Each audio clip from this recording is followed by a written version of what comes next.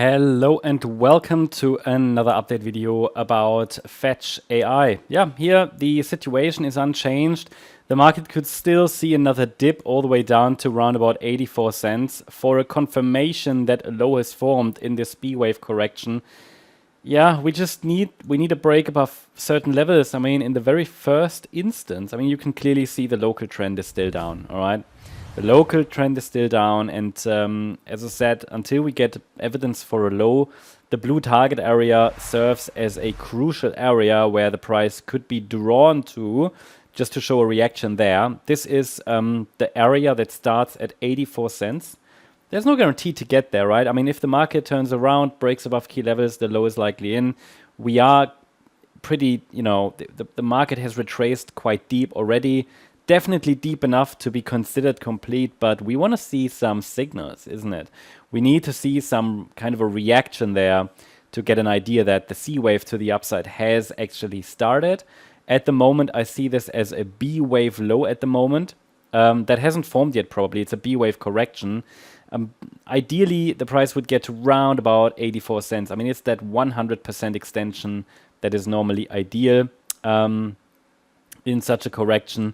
But what are the key levels? I mean, if the market turns around, and obviously now after a correction that started up here, at around $2.20, it's more than a 50% correction easily, then we are looking obviously for a reversal back to the upside at some point. And I need to see minimally, I'd say, a break above the last swing low, which formed here on Tuesday the 5th at around $1.09. So a rally above that level would help. Then, in addition to that, we want to see 5 waves up. So I've sketched out what I need to see. So a wave 1 to the upside, which in itself would most likely be a 5-wave move.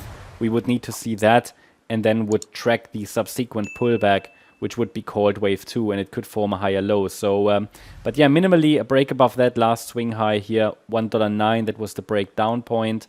And then in terms of levels, yeah, next levels to break, we've got this, well, yeah, it's probably this one I'd like to see broken. We talk about $1.34. Don't think that's such a relevant one. I think this one is more relevant here at around $1.43. This would be crucial. Yeah, and then the B wave high. I mean, these are just 3 resistances or breakout points, $1.66. And at the moment, the price is far away from all of them. And we haven't even broken above the breakdown point. Rather, the market is retesting it currently from below. So, zoomed in, 1 second. Zoomed in, this doesn't look at all like a 5-wave move up. And I honestly don't really have a clear micro count. I mean, this is seen as a C wave down maybe, but there's just nothing that's really clear. It doesn't make sense to try to establish a micro count here because we have our levels and the 84 cent level is the next support.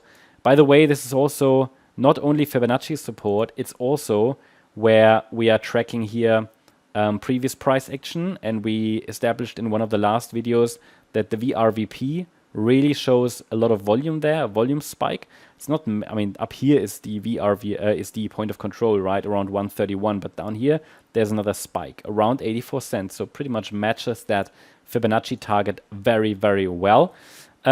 Ultimately, this is only a 3-wave move up, so I would need to see really more upside. And again, there isn't really any clear micro count here that we could apply, right?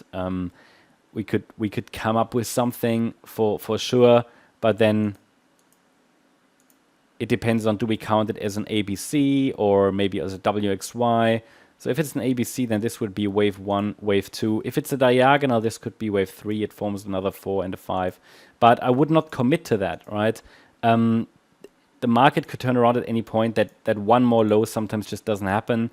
This is now just to show you what it could be, give you a bit on orientation, but I wouldn't commit to that necessarily. But until we get a reversal signal, the trend is down. So one more low appears likely.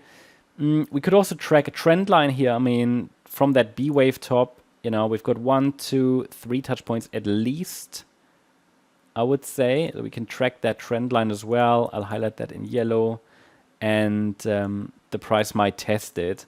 So I want to have a break above that trend line as well. So overall, trend is down. It might take the shape a little bit of a, of a wedge pattern, maybe even, or a channel. So we could keep that in mind. So yeah, we would just need a little bit more evidence to say a low is in. At the moment, I'm not gonna confirm it, and the trend remains down. So while we are now in an area where a low could form at any point, there is zero evidence for it.